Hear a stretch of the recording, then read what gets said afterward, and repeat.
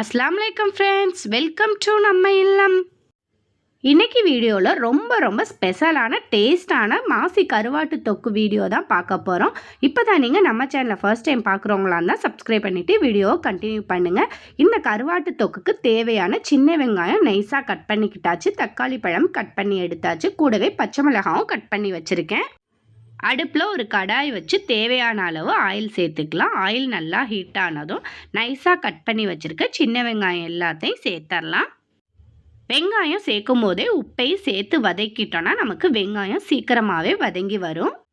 சின்ன வெங்காயம் சேர்த்து செஞ்சால் தான் இந்த மாசி கருவாட்டு தொக்கு நல்லா டேஸ்ட்டாக இருக்கும். உங்ககிட்ட சின்ன வெங்காயம் இல்லைன்னா நீங்கள் பெரிய வெங்காயம் கூட சேர்த்துக்கலாம். வெங்காயம் ரொம்ப வதங்கணுங்கிற தேவையெல்லாம் இல்லை. இந்த மாதிரி கண்ணாடி பதத்துக்கு வதங்கி வந்ததும் நைஸாக கட் பண்ண தக்காளி பழத்தை சேர்த்துக்கலாம். கூடவே கட் பண்ணி வச்சுருக்க பச்சை மிளகாயும் சேர்த்துடலாம். வெங்காயத்தை பொன்னிறமாக வதக்கிட்டிங்கன்னா கண்டிப்பாக மாசி கருவாடோட டேஸ்ட் மாறிடும். அதனால கண்ணாடி பதத்துக்கு வதங்கி வந்தோடனே தக்காளியை சேர்த்து வதக்கிட்டு இது கூட தேவையான மசாலா எல்லாம் சேர்த்து வதக்கிக்கங்க. 1/2 ஸ்பூன் போல் மஞ்சள் தூள், நம்ம காரத்துக்கு தகுந்த மாதிரி மிளகாய் தூள் சேர்த்துக்கலாம். மசாலா எல்லாம் சேர்த்ததுக்கப்புறமா ஓரளவுக்கு இந்த மாதிரி வெங்காயம் தக்காளி வதங்கி வந்தோடனே இப்போ நம்ம இந்த மாதிரி அரைச்சி ரெடி பண்ணி வச்சுருக்க இந்த மாசி கருவாடை சேர்க்க போகிறோம். இந்த மாசி கருவாடை நம்ம எப்படி இந்த மாதிரி பவுடர் பண்ணலாம் அப்படிங்கிறத டீட்டெயிலாக நம்ம சேனலில் வீடியோ போட்டிருக்கேன், போய் பாருங்கள். நமக்கு எந்த அளவுக்கு மாசி கருவாடு தொக்கு தேவையோ அந்த அளவுக்கு சேர்த்துக்கலாம். நான் இன்றைக்கி 2 ஸ்பூன் போல் இந்த மாசி கருவாடு பவுடரை சேர்த்துக்கிறேன்.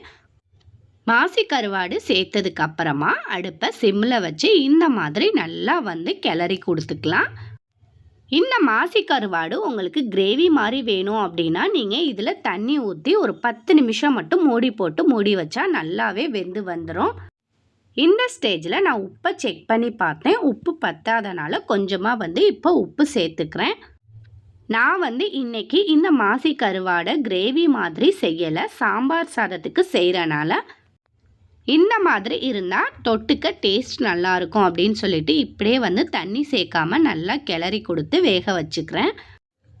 இப்போ கடைசியாக கொஞ்சமாக லெமன் ஜூஸ் பிழிஞ்சு விட்டுக்கோங்க, டேஸ்ட் நல்லாயிருக்கும்.